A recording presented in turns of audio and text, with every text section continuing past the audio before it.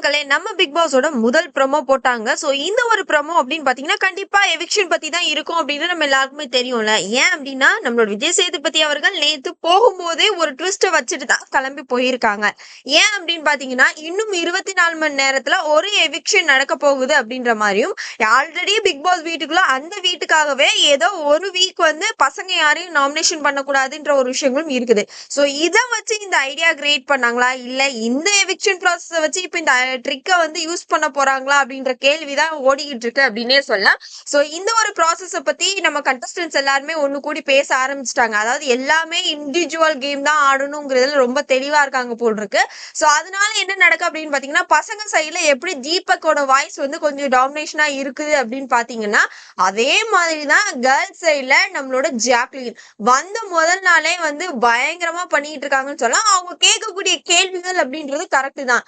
என்னோட டெசிஷனை நான் தானே எடுக்கணும், என்னோட கேமை நான் எடுக்கணும். நாளைக்கு இன்னொருத்தங்க எடுத்த ஒரு டெசிஷனுக்காக நான் வெளியேறக்கூடிய ஒரு சுச்சுவேஷன் வந்தாலோ, இல்ல நாங்க கஷ்டப்பட்டு வேலை செஞ்சுட்டு பசங்க யாருமே வேலை செய்யாம அன்னைக்கு நாமினேஷன்ல நாங்க செலக்ட் ஆக வேண்டிய சுச்சுவேஷன் வந்தா அது எப்படி நியாயமான ஒரு விஷயமா இருக்கும் அப்படின்றக்காக விழுந்து விழுந்து போராடிட்டு இருக்காங்க அப்படின்னே சொல்லலாம். சோ அதனாலேயே நேத்து நைட் அவங்க வீட்டுக்குள்ள கூட தூங்கல, வெளியே தான் தூங்கிட்டு இருக்காங்க. இது ஒரு பக்கம் இருந்தாலும் இன்னொரு பக்கம் அப்படின்னு பாத்தீங்கன்னா, எவிக்ஷன் ப்ராசஸ்க்காக காலையிலேயே வந்து அவங்க ஒவ்வொருத்தரோட நேம் வந்து சொல்ல ஆரம்பிச்சிட்டாங்க அப்படின்னு சொல்லலாம்.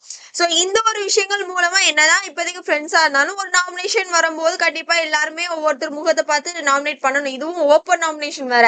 சோ கண்டிப்பா பிக் பாஸ் டீம் வந்து ஒரு முடிவோட இருக்காங்க. ஒரு பெரிய சண்டையை கிரியேட் பண்ணாதான் இந்த மாதிரி ஒரு விஷயங்கள் போக முடியும் அப்படின்றதுனால. சோ ஒவ்வொரு கண்டஸ்டன்டா முன்னாடி வந்து ஒவ்வொருத்தரோட பெயர் சொல்றாங்க அப்படின்றதான். அருண் வந்து நம்ம ரவீந்தர் சார் பெயரை சொல்றாங்க, சௌந்தர்யா வந்து ஆர்னவோட நேம் சொல்றாங்க. இந்த மாதிரி மாத்தி மாத்தி ஒவ்வொருத்தரும் ஒவ்வொருட நேம்ஸ் வந்து சொல்லிக்கிட்டு இருக்காங்க அப்படின்றது.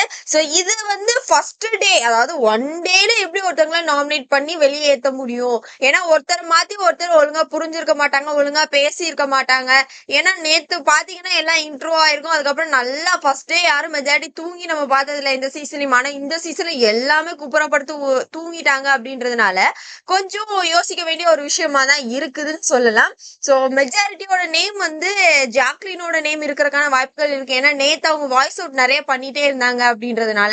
சோ ஆனா நான் ஓரளவு நியூஸ் கசிஞ்சது என்னன்னா, சாச்சனா தான் வெளியேறி இருக்காங்க அப்படின்ற மாதிரியான நியூஸ் வருது.